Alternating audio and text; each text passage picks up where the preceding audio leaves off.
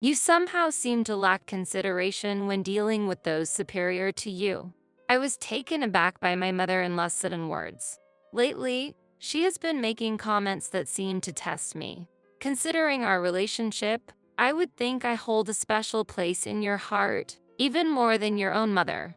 Are you content just helping with household chores? I could sense an expectation or a test of some sort behind her words, and the initial kindness in her face had faded. She continued, "Also, how about moving your room to the storage space under the stairs? I'd appreciate it if you spent your time quietly there. If you're not pleased, you're welcome to find another place to live." She smiled as she said this. Her smile seemed to contain a hint of superiority. "My name is Nicole. I met Daniel at my part-time job during my student years, and we quickly became close. After dating for 5 years, we decided to marry.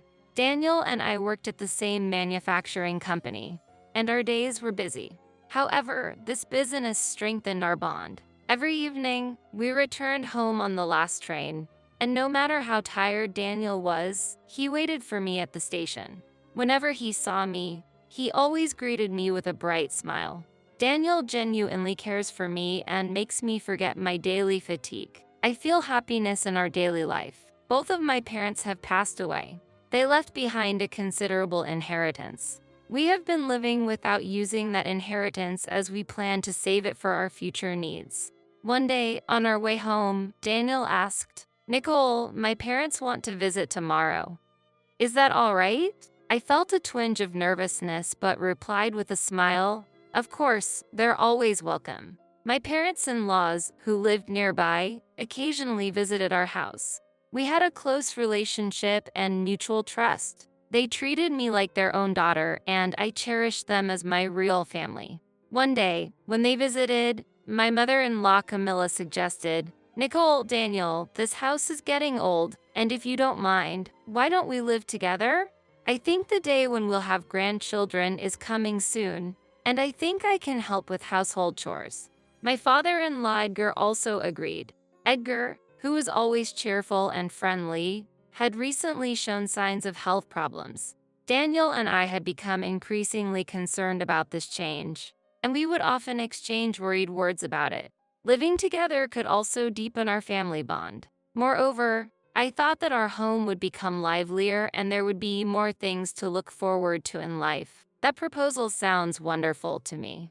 However, this house might become a bit cramped. "Let's discuss how we can all comfortably live together in more detail," I replied. Daniel nodded in agreement. Camilla added with a smile, "Nicole, you have inheritance from your parents, right? How about using it to build a wonderful house?" I was taken aback, as I hadn't mentioned the inheritance to her.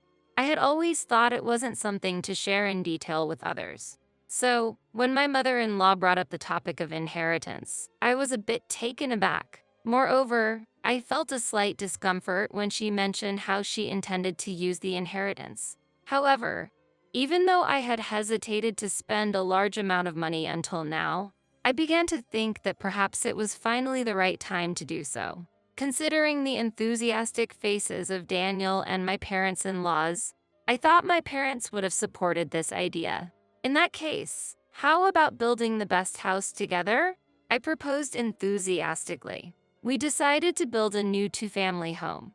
The construction went smoothly, and our new life together began. Our home was filled with laughter and warmth.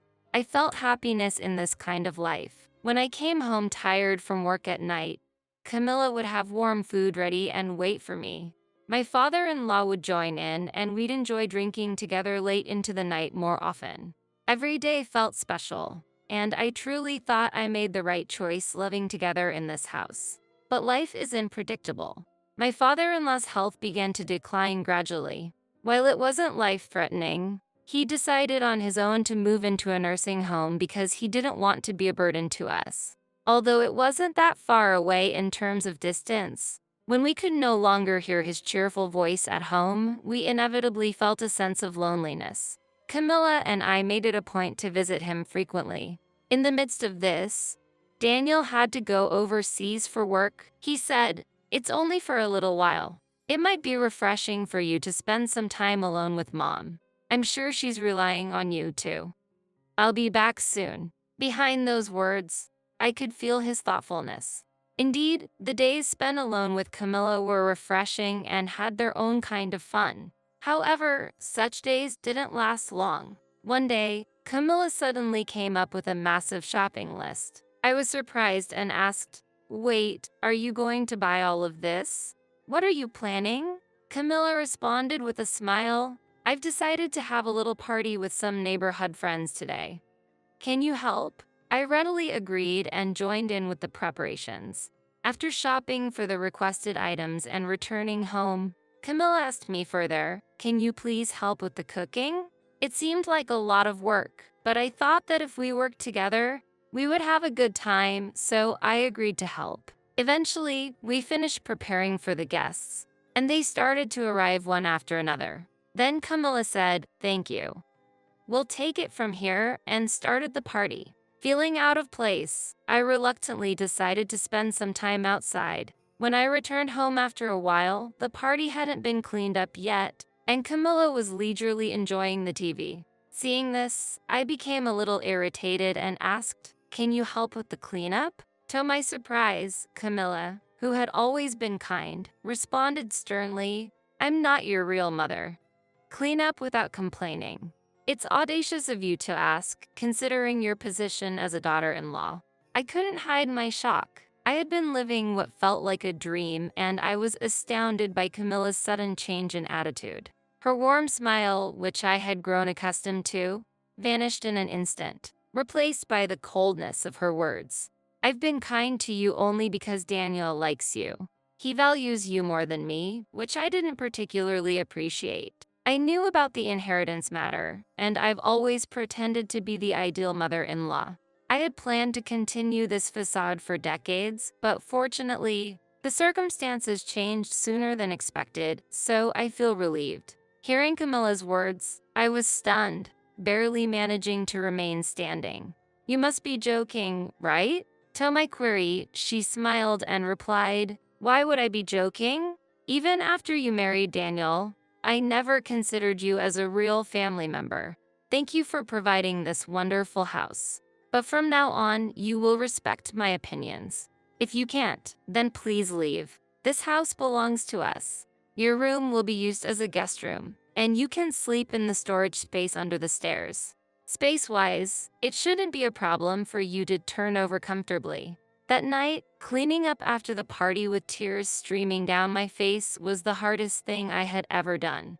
I wondered what all her previous warmth had been about. As days went by, Camilla's changed behavior significantly increased my stress.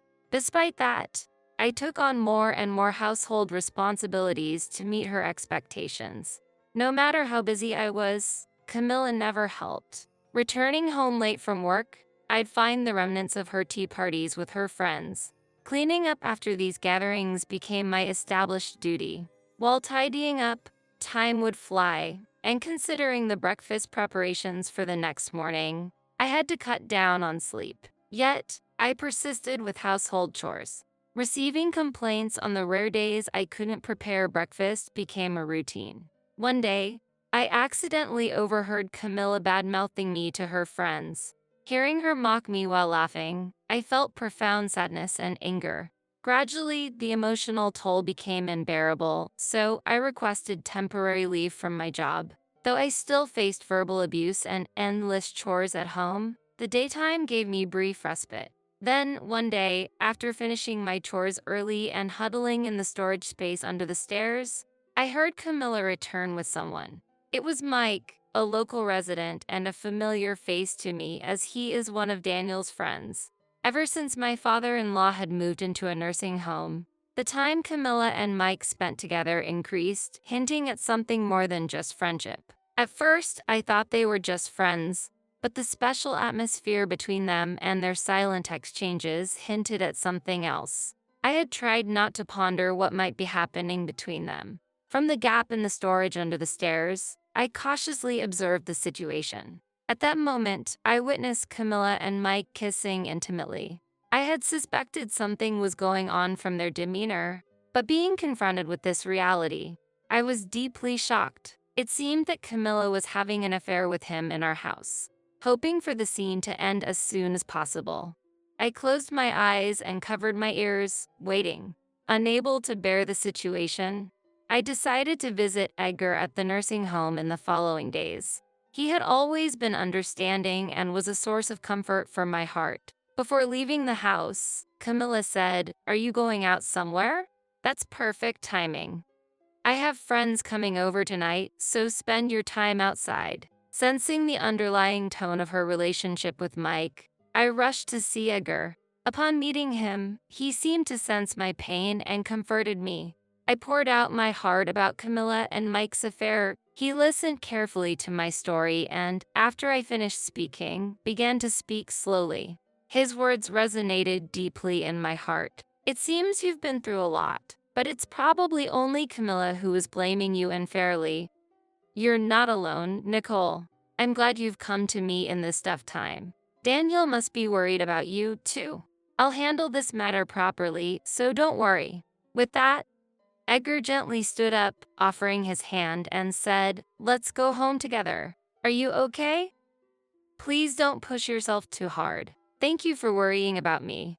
But for your sake, I can endure anything." Feeling his warmth, I walked beside him on the way back home. When we arrived at the house, I noticed that the visitors' shoes were left as they were in front of the door. They had probably assumed that I wouldn't be returning so early. Edgar, without any hesitation, went inside the house and into the room where Camilla and Mike were. Camilla looked shocked, her eyes wide. On the other hand, Mike went into complete panic, staggering as he jumped out of the window barefoot. If he was just a friend, he wouldn't be so flustered. "Camilla, I've heard a lot from Nicole. I'd like to hear your side of the story."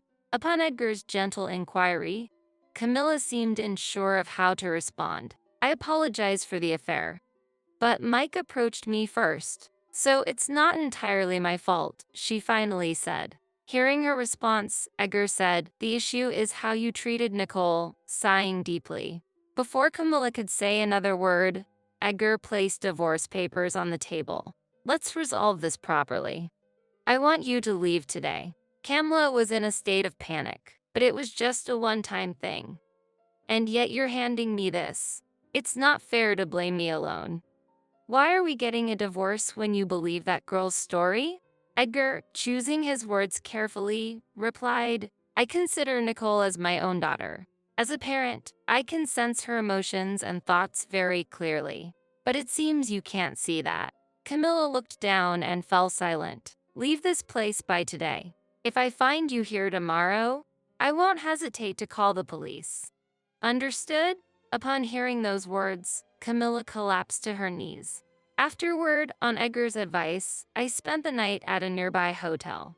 When I returned home the next day, Camilla was gone. I heard that Camilla now lives in a cramped, old apartment in the neighboring town. She had exhausted all her funds on expenses related to the elderly care facility and, despite her age, seemed to be working multiple part-time jobs to make ends meet. A few days later, Daniel returned home. When I told him everything that had happened, he looked astonished. "I had no idea such things were happening." "Thank you. I'm really glad Dad was there." After that, our lives returned to a peaceful and happy state. It might not be long before this spacious house gets a new addition to the family.